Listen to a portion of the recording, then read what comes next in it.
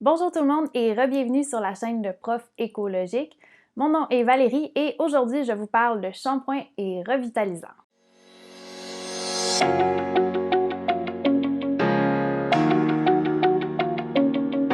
Donc avant de commencer la vidéo, je voudrais vous refaire une petite mise en garde et c'est la suivante. Je ne suis pas une dermatologue certifiée, donc c'est important de garder ça en tête quand vous écoutez ma vidéo. Donc le premier truc que je pourrais vous donner pour les shampoings et revitalisants, ce serait de vous couper les cheveux très courts, possiblement même rasés. Après ça, ben, vous avez presque plus de cheveux à laver, donc vous économisez vraiment sur le shampoing, puis vous n'avez même plus besoin de revitalisant. Donc à ce moment-là, c'est vraiment gagnant pour la planète. Donc, mais plus sérieusement, le premier truc que je vais vous donner, c'est le même que j'ai donné dans mon vidéo précédente, c'est-à-dire que ce serait d'arrêter d'acheter toujours des nouvelles bouteilles de shampoing parce que ça crée toujours plus de déchets et de trouver plutôt des solutions qui vont faire en sorte que soit vous pouvez aller remplir votre shampoing dans un magasin ou encore d'acheter des shampoings en barre. Donc, cette fois-ci, je dois vous faire une petite mise en garde, par exemple. Ça se peut que trouver un shampoing qui vous convient, ce soit un peu plus de travail que de trouver une crème pour le corps ou un savon qui vous convient, parce qu'on a tous des types de cheveux différents. Donc, ça se peut que les suggestions que moi je vais faire aujourd'hui dans ma vidéo, ben c'est pas nécessairement ça qui va convenir à votre type de cheveux, mais je vais quand même essayer de présenter des compagnies qui font des shampoings pour différents types de cheveux. Donc, vous pourriez quand même magasiner dans ces compagnies-là. Donc, ce qu'il faut savoir, c'est qu'avec les années, j'ai essayé plusieurs choses et j'en suis venue à établir 3 critères qui représentent pour moi ce qu'est un bon shampoing. Le premier, ce serait un shampoing en barre pour qu'il soit plus concentré, puis que je paye pas justement pour l'eau, parce que quand on a un produit liquide, comme j'expliquais la dernière fois, ben ça veut dire que c'est un produit qui est moins concentré parce qu'il est dilué avec de l'eau. Le deuxième, ce serait qu'il serait produit par une compagnie locale, donc idéalement par une compagnie québécoise. Et le troisième critère, ce serait qu'il lave bien mes cheveux, hein, donc qu'il les rende pas gras ou qu'il les rende pas grichous, peu importe, après le lavage. Donc ça, c'est vraiment les 3 critères que j'ai établis au fil des ans sur ce qui représenterait mon shampoing idéal. Là, par contre, je dois vous dire, j'ai pas encore trouvé un shampoing qui regroupe nécessairement ces 3 critères-là puis qui est 100% en mon goût. Je suis encore en train de rechercher puis d'expérimenter différentes choses, mais je vais quand même vous faire un portrait de ce que j'ai essayé jusqu'à maintenant et vous dire quelle compagnie j'ai plus aimé et moins aimé également. Alors, le tout premier shampoing plus écologique que j'ai essayé il y a quelques années, c'était un shampoing qui venait de la compagnie Coop Coco, une compagnie montréalaise vraiment, vraiment chouette qui vend des produits pour faire soi-même ses savons, peut même, je crois, faire des chandelles et ils vendent des produits faits maison aussi. Donc, je sais que c'est une très bonne compagnie et donc, c'est de cette compagnie-là que j'avais acheté mon premier shampoing en barre. Malheureusement, par contre, ça a été, je vous dirais, une de mes pires expériences de shampoing en barre. Je pense que j'ai pas choisi le bon type de shampoing pour mes cheveux.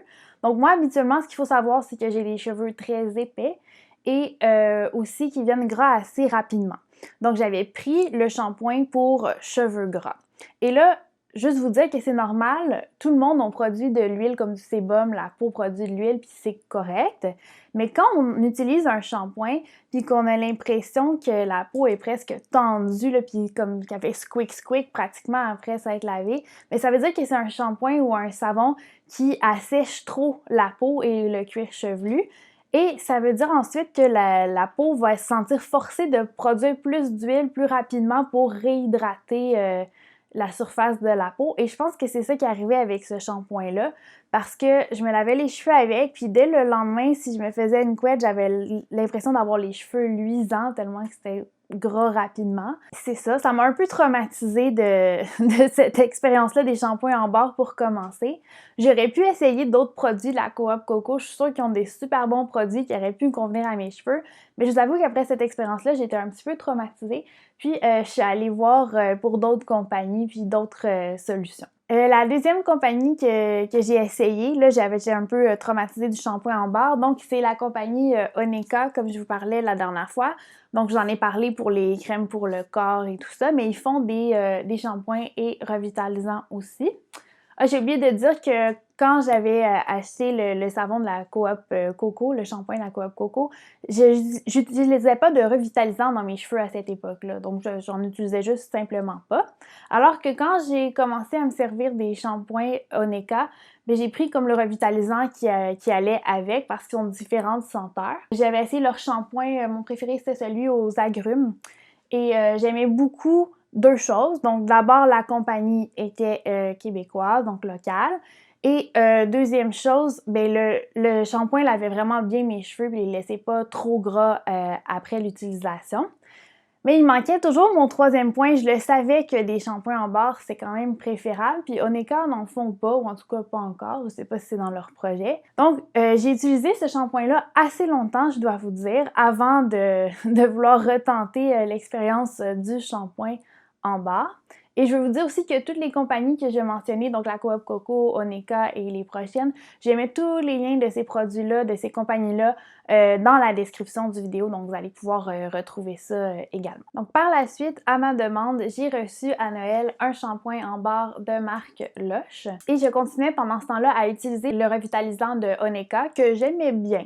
Je dirais sans plus, ça n'a pas été un immense coup de cœur, mais c'était correct, on va dire. Donc, le fameux shampoing Lush, je l'ai beaucoup apprécié. Je trouve qu'il lavait bien mes cheveux quand même. Je trouve que Lush aussi, c'est une bonne marque pour ceux qui voudraient commencer à s'initier au shampoing en barre. Il y a déjà beaucoup de gens qui sont fans de Lush sans nécessairement être particulièrement friands de l'environnement. Donc, je pense que c'est une bonne marque pour aider les gens à faire découvrir les shampoings en barre. C'est un shampoing que j'ai aimé jusqu'à ce qu'à un moment donné, je le conserve trop au chaud. Donc là, toute la texture, il se tenait plus vraiment aussi bien ensemble. J'ai essayé de le remettre au réfrigérateur pour y redonner sa texture originale, mais ça n'a pas vraiment bien fonctionné. Puis à partir de ce moment-là, il se mettait à se désintégrer dans mes cheveux que j'avais encore longs à l'époque. Et vers la fin du shampoing, là, le shampoing restait comme collé en moton dans mes cheveux, puis c'était vraiment difficile à déloger. Donc ça, c'est la partie de l'expérience que j'ai un peu moins appréciée, mais je serais quand même prête à réessayer un autre shampoing Lush parce que ça n'a pas été trop traumatisant comme expérience, mais c'était pas comme un immense coup de cœur, non. Donc ici, je veux vraiment être claire, le shampoing Lush, je le conseille parce que je pense que c'est ma mauvaise utilisation, c'est moi qui l'ai laissé au chaud, puis c'est ça qui a fait en sorte qu'il s'est probablement désintégré. Mais quand même, il rencontrait pas mon troisième critère, c'est-à-dire que Lush, c'est pas nécessairement une compagnie québécoise. Donc, je me suis dit, je vais chercher autre chose et j'avais pas eu un coup de cœur immense pour le shampoing non plus. Donc, je me suis dit, je vais essayer d'autres marques. Alors, la prochaine compagnie que j'ai décidé d'essayer, c'était toujours pas une compagnie québécoise, malheureusement. C'est vraiment ça qui manque à mon cheminement pour le shampoing parfait. C'est une compagnie de Nouvelle-Zélande qui s'appelle Bar None et que j'ai découvert grâce à ma youtubeuse préférée qui s'appelle Sedona Christina, pour ceux que ça intéresse, mais elle fait des vidéos en anglais, donc juste être au courant de ça si ça vous intéresse. Elle, donc elle a les cheveux quand même très longs et un peu wavy, on va dire, donc avec des vagues un petit peu frisées. Donc des cheveux qui ressemblent quand même un peu à ma texture de cheveux quand je les ai longs. Elle disait vraiment que cette marque-là était extraordinaire, que ça marchait super bien sur ses cheveux et tout ça. Donc là, je me suis dit, ben là, si ça marche si bien, il faut que je l'essaye, même si c'est pas une compagnie québécoise. Donc, j'ai acheté et le shampoing et le revitalisant de la compagnie Bar None. Et voici ce que j'en ai pensé. Donc, le shampoing, il est très hydratant. Okay? Donc, je l'ai aimé. Il est très hydratant. Mais ça fait en sorte que sur mes cheveux, il fait un petit peu le même effet que celui de la Coop Coco. Vraiment moins pire, mais ça le laisse quand même un peu gras, un peu plus rapidement qu'avec certains autres shampoings. J'ai pas eu un immense coup de cœur pour le shampoing, mais par contre, j'ai eu un immense coup de cœur pour le revitalisant de la marque Bar None. Je trouvais qu'il laissait vraiment mes cheveux plus soyeux, vraiment doux, mieux que le revitalisant de la marque Oneka que j'utilisais jusqu'à maintenant. Et en plus, il était en barre. C'est vraiment un super produit, puis il rend les cheveux vraiment doux.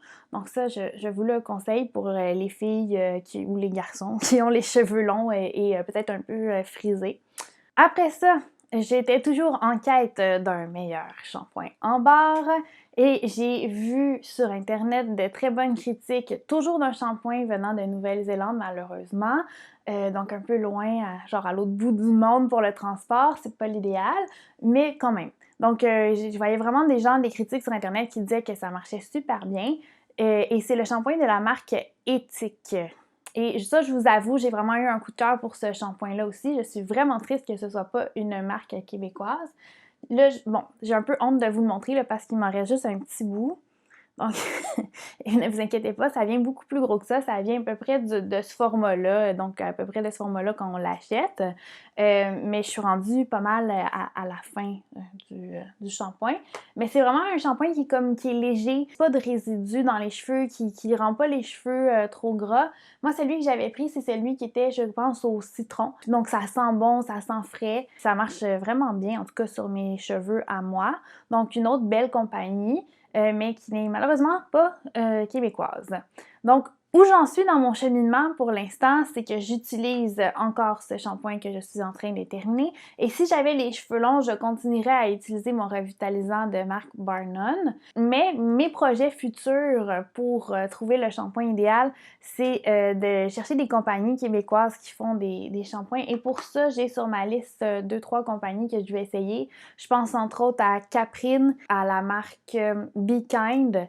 Et je vais aussi me renseigner, voir si le Quai des Bulles font des shampoings parce que je me suis dit que ce serait vraiment une bonne idée de vérifier ça. Donc, dans une prochaine vidéo, c'est sûr que si j'essaye un de ces shampoings-là, puis vraiment je le trouve extraordinaire, mais je vais probablement refaire une prochaine vidéo pour vous en parler puis vous donner mes commentaires là-dessus aussi. Donc, en conclusion, je vous rappelle que c'est pas parce que moi, je vous ai dit qu'un shampoing ou un revitalisant avait moins bien fonctionné pour moi que ce n'est pas un bon shampoing ou un bon revitalisant. Donc, je veux juste vous rappeler qu'on a tous des types de cheveux qui sont différents, puis que les résultats peuvent évidemment varier d'une personne à l'autre selon le type de cheveux. Quand même, j'espère que vous avez apprécié la vidéo d'aujourd'hui.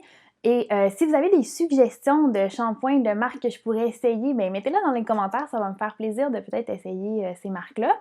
Et également, si vous avez apprécié la vidéo, n'oubliez pas de mettre un pouce par en haut, de vous abonner à ma chaîne, de commenter et surtout de partager mes vidéos avec vos amis si vous aimez le travail que je fais parce que c'est vraiment ça qui me permet de faire découvrir ma chaîne aux gens et de la faire grandir.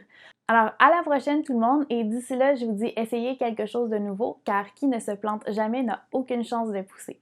Bye tout le monde, à la prochaine!